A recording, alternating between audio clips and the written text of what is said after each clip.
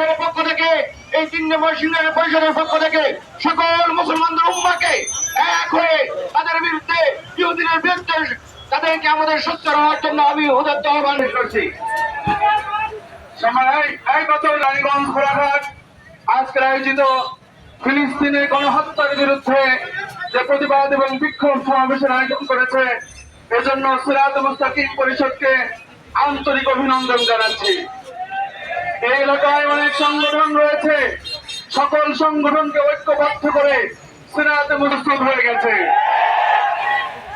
আমরা বলিষ্ঠ কণ্ঠে বলে দিতে চাই, ইসরায়েলের এবং ইসলাম বিরোধী আমেরিকাই হলো ইসরায়েলের সম্পূর্ণ প্রকার মদতদাতা। আমেরিকার বিরুদ্ধে আমেরিকার সকল পণ্য সহ ইসরায়েলের যাবতীয় পণ্য বর্জন করা আমাদের সকলের নৈতিক দায়িত্ব। আমি রানীগঞ্জের ঘোড়াঘাটের পাত্র এলাকার সম্পূর্ণ ব্যবসায়ীদেরকে, সকল ব্যবসায়ীদেরকে উদাত্ত আহ্বান করে বলতে চাই, আপনারা নৈতিক দায়িত্ব পালন করে আপনাদের ব্যবসায়িক পণ্য থেকে ইসরায়েলের যাবতীয় পণ্য বাদ দিয়ে দেন। যদি কোনো দোকানে কোড থাকে, এরপরে কোন দোকানে যদি ইসরায়েলি পণ্য থাকে, আমাদের ছেলেরা আপনাদের এই ব্যবসা বন্ধ করে দিতে বাধ্য হবে। আমি খুবই স্পষ্ট করে বলে দিতে চাচ্ছি।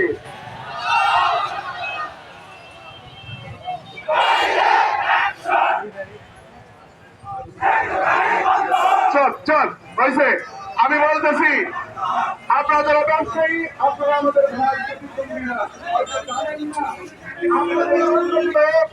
আপনি যদি একটা নেসলে বেচেন,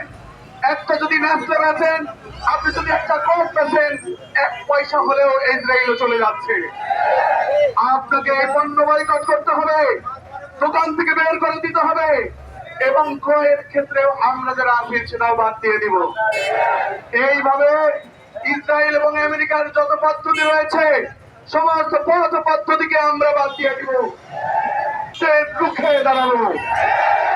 ইতিমধ্যে আমরা দেখি ইসলামের বিরুদ্ধে যাবতীয় ষড়যন্ত্র, এই করে ইসলামের ক্ষতি সাধন করা হলো সবচেয়ে বড় অপরাধ।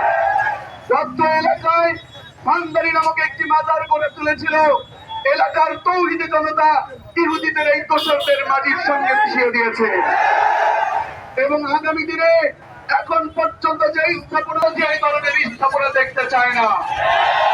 এইখান থেকে ইসরায়েলের দোষর যে হয়েছে, প্রশাসনকে বলবো, আপনারা আইনের আওতায় থেকে তুলে ফেলে দেন। আর যদি তুলে ফেলে না দেন, তাহলে অন্য এলাকার তৌহিদি জনতার সিদ্ধান্ত করতে হবে। এগুলো আমাদের স্থানীয় ইসরায়েলের এবং ইহুদিদের এজেন্ট।